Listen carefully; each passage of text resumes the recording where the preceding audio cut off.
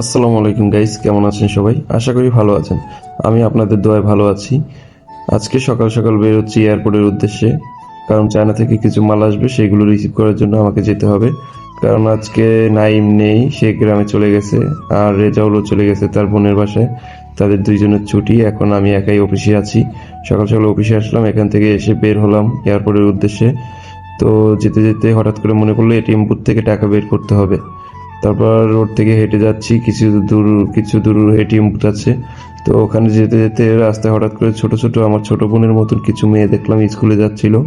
তো ওরা আমার সাথে একটু দুষ্টুমি করলো, আমার মনে হচ্ছিল, কারণ আমি রোডের এক পাশ দিয়ে হাঁটছিলাম, তখন ওই মেয়েগুলো আমার সামনে চলে আসছিল। আবার আমি যখন রোড ক্রস করে অপর পাশে চলে যাই, তখন মেয়েগুলো আবার ক্রস করে আমার সামনে চলে আসছিল। তো এভাবে আমি দেখে তাদেরকে ইগনোর করে এটিএম বুথে চলে আসলাম। এটিএম বুথে আসার পর এখানে কার্ড দিয়ে টাকা বের করার জন্য চেষ্টা করলাম। তো টাকা প্রথম বের হচ্ছিল না, কি যেন একটা প্রবলেম হচ্ছিল, কারণ কার্ড এক ব্যাংকের এবং বুথ অন্য ব্যাংকের। তো এই জন্য একটু প্রবলেম হচ্ছিল, পরে ঠিকঠাক হয়ে টাকাগুলো বের হয়েছে। তারপর টাকাগুলো নিয়ে যাচ্ছিলাম বাহিরের দিকে। এই টাকাগুলো যদি বের না হতো তাহলে একটু প্রবলেম হতো, কারণ কাস্টমারকে টাকার বিল দেওয়া লাগবে, সেই জন্য আমি টাকাগুলো বের করছিলাম। এই টাকাগুলো হলো গিয়ে ফেসবুক থেকে আর্ন করা। তো ফেসবুক থেকে আমি আমার হাজার হাজার ডলার আর্ন করি। তো আপনারা যদি আমার কথা বিশ্বাস না করেন তাহলে কিছু করার নেই, আসলে মজা করলাম। কারণ ফেসবুক থেকে আমি এখন পর্যন্ত 1 টাকা ইনকাম করিনি, কারণ ফেসবুক থেকে টাকা দেয় না এখন আর। তো আমি ফেসবুক থেকে কখনো টাকা ইনকাম করতে পারবো কিনা তা জানি না, তারপর ভিডিও করি, আমার ভালো লাগে, সেই জন্য স্মৃতি হিসেবে।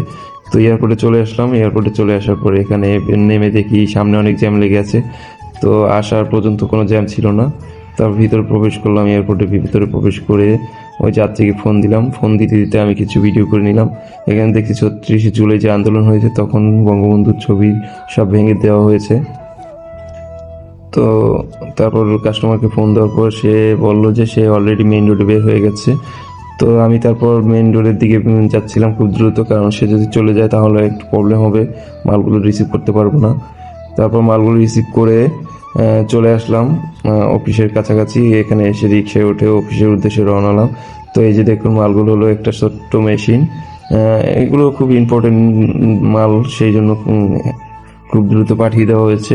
আর কিছু ড্রেসের স্যাম্পল হিসেবে পাঠিয়ে দেওয়া হয়েছে, এগুলো বিভিন্ন জায়গায় চলে যাবে। তো আমি রিক্সা করে অফিসে চলে আসলাম। এখানে আসার পর ভিতরে ঢুকছি, কারণ একা একা ভালো লাগে না, সেই জন্য ভিডিও করলাম।